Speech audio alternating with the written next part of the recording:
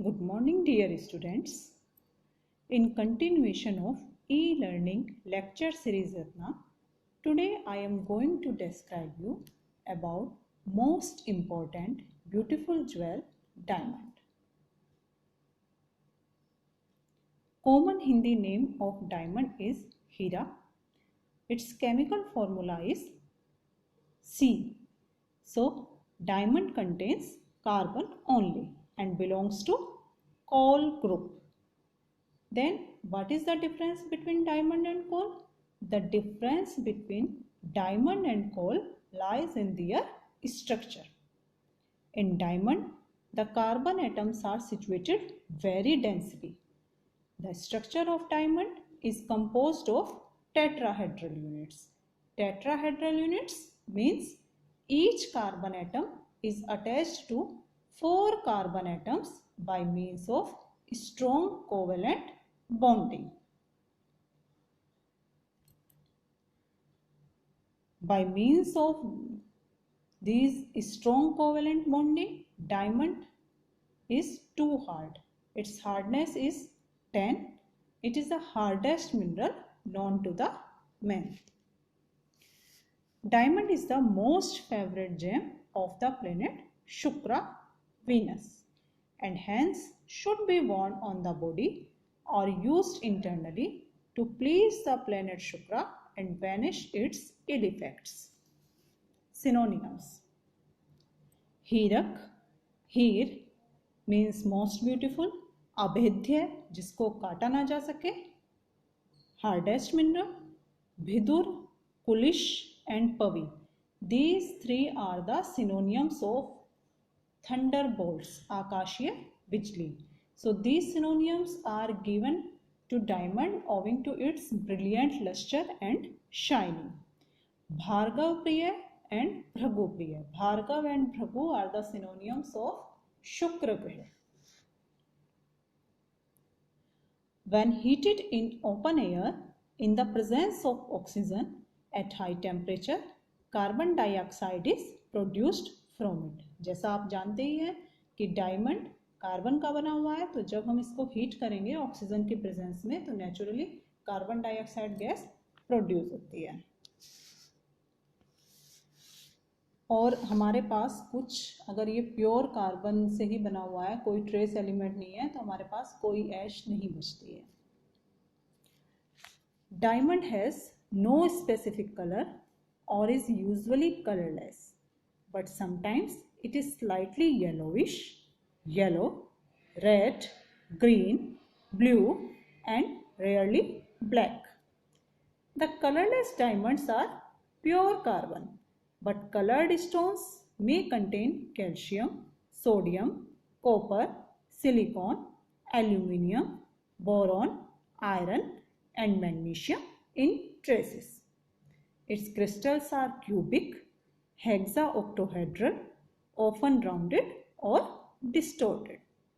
The crystals are transparent to translucent and opaque. Diamond is unaffected by acids, excellent conductor of heat and poor conductor of electricity. Poor conductor of electricity due to absence of free electrons. Availability. Till 7th century AD, diamond was not found in any other country except India. But nowadays, diamonds are found abundantly in Brazil, Australia, South Africa and India. Main diamond mining sites in India are Golconda in Andhra Pradesh, Panna, Madhya Pradesh, Bundelkhand, Uttar Pradesh and Vizianagaram in south region of India. In picture you can see the main mines and mining project related to diamond. Golconda is the most famous, world famous mine of diamond. Golconda की जो mine है उससे world के बहुत ही famous diamonds निकाले गए हैं. Even diamonds की वैरायटीज के लिए भी गोलकुंडा डायमंड्स नाम यूज होता है. तो जैसे आप अभ्रक में कोडरमा खान याद रखते हैं, वैसे ही आपको डायमंड में गोलकुंडा याद रखना है। वैरायटीज। रसरत्न समुच्चय के अनुसार लिंग के आधार पर हीरे के नर, नारी और नपुंसक ये 3 भेद बताए गए हैं। उनके लक्षण इस तरह से बताए गए हैं।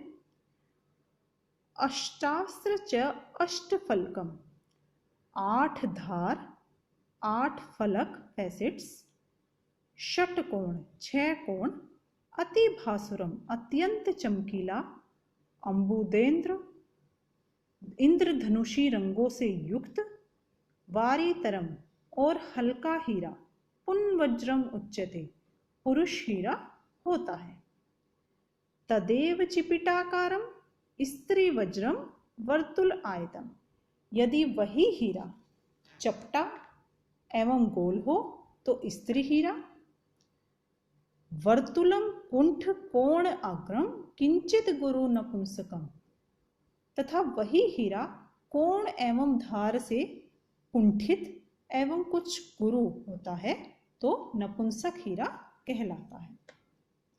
नर हीरा सभी के लिए उपयुक्त होता है, नारी हीरा केवल स्त्रियों के लिए और नपुंसक हीरा केवल नपुंसक के लिए उपयुक्त होता है। इसके अतिरिक्त वर्ण एवं जाति के आधार पर हीरे के 4 भेद और किए गए हैं। श्वेत हीरा ब्राह्मण, जिसे रसायन और सर्वसिद्धिदायक बताया गया है। रक्तवर्ण हीरा क्षत्रिय, जिसको व्याधि, जरा एवं मृत्युनाशक बताया गया है। और पीतवर्ण हीरा वैश्य, जिसको धनप्रद एवं देहदाढ़र्यकारक बताया गया है। और कृष्ण वर्ण हीरा शूद्र, जिसको व्याधिनाशक एवं वह स्तंभक बताया गया है। वर्ण एवं जाति के अनुसार हीरे के ये भेद आयुर्वेद प्रकाश और रसरत्न समुच्चय में किए गए हैं। Acceptable variety. अच्छत्वम लघुता तथा अष्टफलिता, षटकोणता, तीक्ष्णता। अच्छत्वम अर्थात कांच के जैसा स्वच्छ, लघुता लघु, अष्टफलिता 8 पहल वाला, षटकोणता 6 कोण वाला और तीक्ष्ण। इन 5 लक्षणों वाला हीरा उत्तम माना जाता है। रसतरंगिणी में हीरे के ग्राह्य लक्षणों का वर्णन करते हुए कहा गया है, स्निग्धम विद्युत विभम, जो हीरा स्पर्श में स्निग्ध हो और विद्युत विभम अर्थात बिजली के सदृश चमक वाला हो। अभी आपको हीरे के सिनोनियम्स में बताया भी गया था कि आकाशीय बिजली के पर्याय विदुर, कुलिश, पवि ये हीरे के लिए प्रयुक्त होते हैं।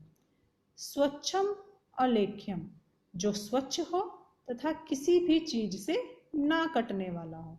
च विलेखनम, स्वयं किसी भी चीज से ना कटे मगर शीशे को भी काट सकने वाला। हीरे के ऊपर हम किसी चीज से स्क्रैच नहीं ला सकते हैं, क्योंकि हीरा सबसे ज़्यादा हार्डेस्ट मिनरल है, लेकिन हीरे के द्वारा सभी को काटा जा सकता है।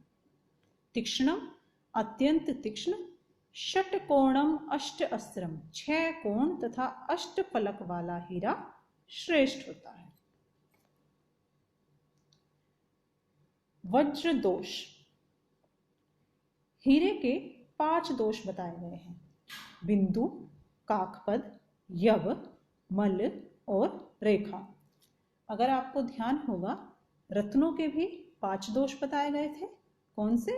ग्रास, त्रास, बिंदु, रेखा और जलगर्भता। तो जो 2 हमारे बॉलीवुड नेम्स है, बिंदु और रेखा, ये रत्नों के दोष और वज्र दोष दोनों में कॉमन है।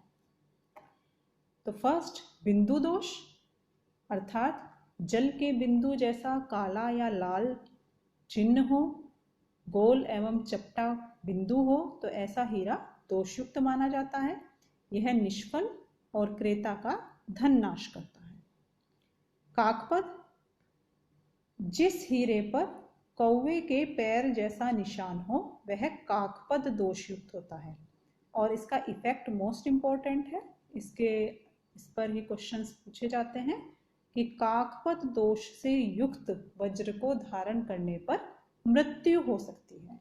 तो मृत्युदायक दोष कौन सा है हीरे का?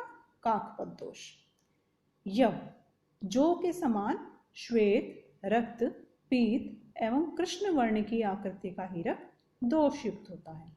इसमें श्वेत को उत्तम और शेष निंदित माने गए हैं। मन अगर हीरे की धार और कोण के बीच में आपको कोई मैल दिखता है, गंदगी दिखाई देती है, तो उसे मल दोष युक्त माना जाता है। रेखा चारों दिशाओं से परस्पर काटती हुई रेखाओं से युक्त हीरा रेखा दोष युक्त माना जाता है। शोधन। अशुद्ध एवं भस्म किए बिना हीरे का सेवन करने पर पार्श्व वेदना, कुष्ठ, ज्वर, पांडु, भ्रम, मूर्छा आदि उपद्रव उत्पन्न होते हैं।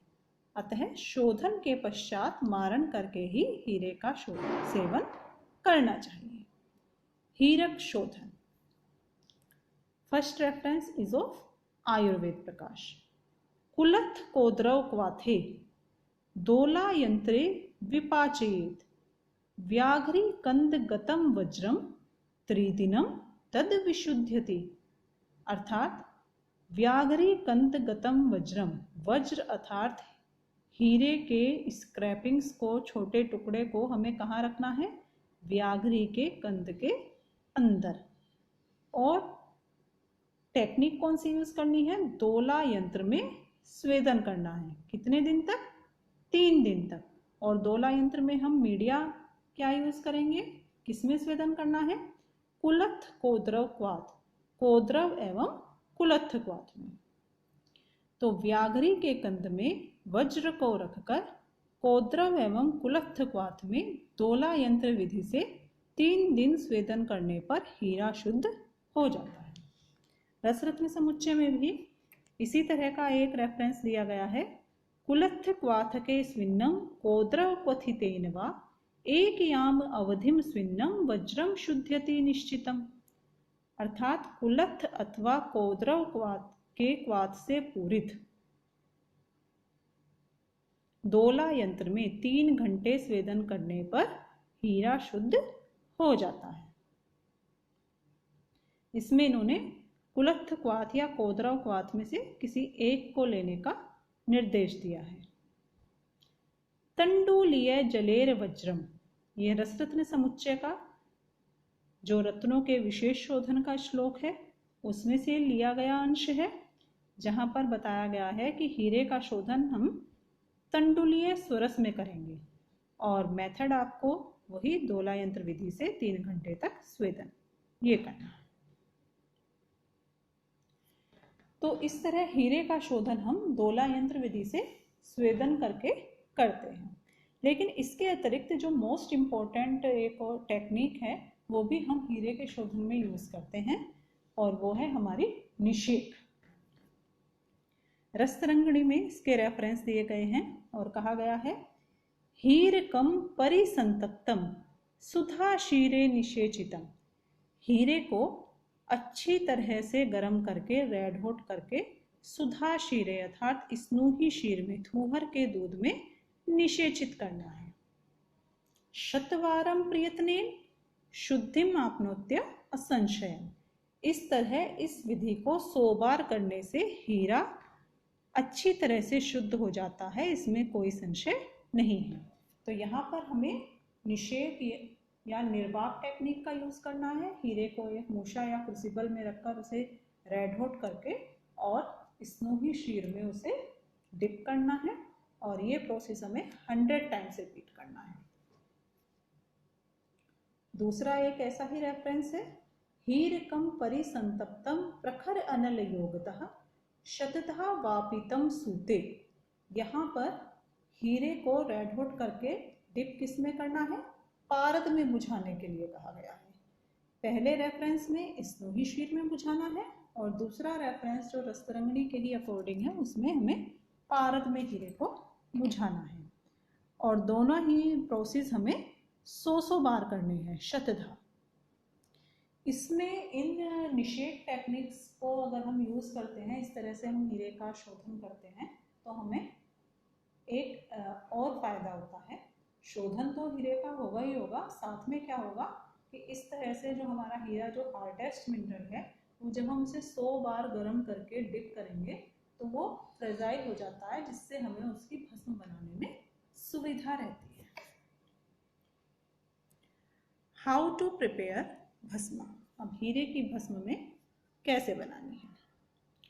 हीरकम विमलम सूतम मृतंतु समभागिकम मनः शिला गंधकश्च समम दत्वा विमर्दयेत्।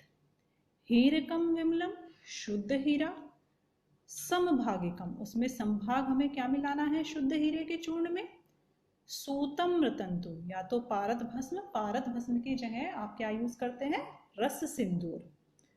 और क्या मिलाना है, मनः शिला गंधकश्च, शुद्ध मनः शिला और शुद्ध गंधक। तो जितना हमारे पास शुद्ध हीरे का चूर्ण है उसमें इक्वल अमाउंट में अलग अलग हम रस सिंदूर, शुद्ध मनः शिला और शुद्ध गंधक मिलाएंगे। विमर्दयेत् इनका मर्दन करेंगे।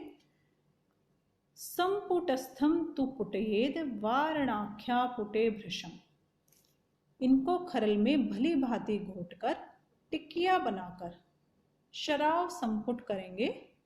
तावत पुटेत प्रयत्नेन यावन न आयाति पंचताम, और तब तक हमें उसका गजपुट में पाक करना है, तब तक वो पंचताम अर्थात पंचत्व यानी मृत नहीं हो जाता। मतलब उसके भस्म निर्माण होने तक हमें पुट को देते रहना है, इस प्रोसेस को रिपीट करते रहेंगे। द्वितीयादि पुटेश्व अत्र सूतम न विनियोजयेत्, इसमें इन्होंने क्या कंडीशन दी है कि हम जब पहला पुट देंगे, फर्स्ट टाइम हम सारी चीजें जो अभी आपको बताया वो सब हमें ऐड करनी है, लेकिन दूसरे पुट से हमें उसमें सूतम पारद को ऐड नहीं करना है। केवल हम जो हमें पहले पुट से जो मटेरियल मिला वो और उसमें मनः शिला और गंधक को ऐड कर करके हम टिकिया बनाकर गजपुट देते रहेंगे। एवं चतुर्दश पुटेर हीरकम म्रियते ध्रुवम, इस तरह 14 पुट देने से हीरे की भस्म तैयार हो जाती है। इन्होंने अपना प्रैक्टिकल एक्सपीरियंस बताया कि इस तरह से देने से 14 पुट देने से हीरे की भस्म तैयार हो जाती है, लेकिन प्रैक्टिकली आपको कभी भी भस्म को फाइनलाइज करने से पहले उसकी जो भस्म परीक्षा के हमारे पैरामीटर्स दिए गए हैं उनको कर लेना है। अगर भस्म हमारी उन पैरामीटर्स पर ओके है तो ठीक है, नहीं तो आपको फिर एडिशनल पुट देने रहते हैं। Colour of bhasma white. Therapeutic properties.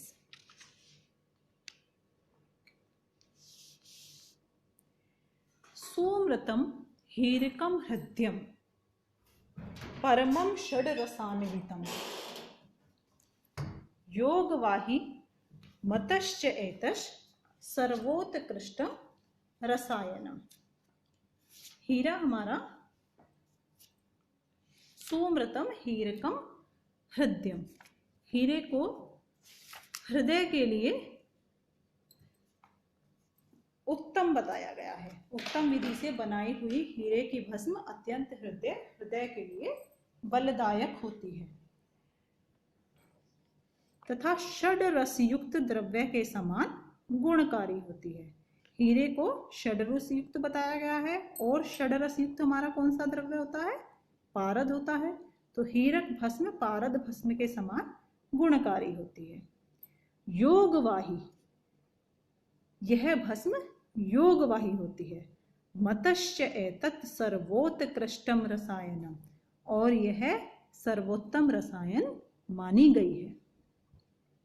षडरस युक्त है, योगवाही है, हृदय है, इसीलिए इसको उत्तम रसायन की संज्ञा दी गई है। राजयक्ष्म प्रशमनम मेह मेदो विनाशनम, राजयक्ष्मा प्रमेह तथा मेदो विकारों को नष्ट करती है। पांडुशोथ उदरहरम, इसके सेवन से पांडु रोग शोथ तथा उदर रोग शांत हो जाते हैं। तथा क्लैव्य हरम परम, हीरक भस्म नपुंसकता क्लैव्य की अद्वितीय औषधि बताई गई है। क्लैव्य रोग में हीरक भस्म को रस सिंदूर, मकर ध्वज इन सब के साथ मिलाकर प्रयोग किया जाता है। वृश्यम, यह वृश्य अर्थात उत्पादक प्रजनन अंगों को बल देने वाली, महाआयुष्यम अतीव नेत्रियम, आयुवर्धक, नेत्र ज्योतिवर्धक, बल्यम अर्थात बलवर्धक, त्रिदोषघ्नम, त्रिदोष प्रकोपनाशक, अतीव वर्णयम, वर्णय, मेध्यम, मेधावर्धक होती है। विशेषाद विविध आम्यग्नम, सुधोपमम स्यात् सुमृतम तु हीरम, इसके अतिरिक्त उत्तम हीरक भस्म अनेक रोगों को नष्ट करने के कारण अमृत के समान गुणदायक औषधि है। डोज, हीरक भस्म की डोज हम 1/32 से 1/16 रत्ती यूज करते हैं, और वो भी रोग और रोगी के बल काल आदि का पूर्ण निर्णय करके हम डोज को डिसाइड करते हैं। इस डोज को बनाने के लिए इतनी कम मात्रा में अगर हमें औषध का प्रयोग करना होता है तो डोज के डिसीजन के लिए हम क्या करते हैं, 1 रत्ती उत्तम हीरक भस्म को खरल में डालकर उसमें 4 माशा उत्तम रस सिंदूर मिलाकर अच्छी तरह पीस लें। अब आवश्यकता पड़ने पर इसमें से 1 रत्ती से लेकर 2 रत्ती तक की मात्रा में प्रयोग करें। जैसे आपको संख्या में बताया गया था कि हम इतनी कम मात्रा में यूज़ करते हैं, और अगर थोड़ा सा भी आपका डोज देने में गड़बड़ हो जाएगी तो 1 रत्ती संख्या की फैटल डोज होती है, इसलिए वहाँ पे भी हमने काली मिर्च का चूर्ण मिलाकर उसकी डोज जो है डिसाइड की थी। इसी तरह से हम हीरक के भस्म में रस सिंदूर मिलाकर तब उसकी 1 रत्ती की गोलियां बनाकर रख लेते हैं, जिससे कि कभी भी डोज जो है वो जो हमारा बताई गई है उससे निर्धारित मात्रा से ज़्यादा ना जाए।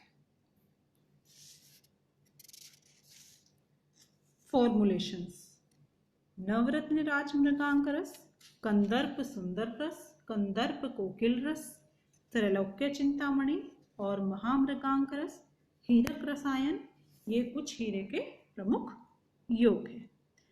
It's all about diamond. In next lecture, we will discuss about Neelam, Gomed and Vedurya. Thank you.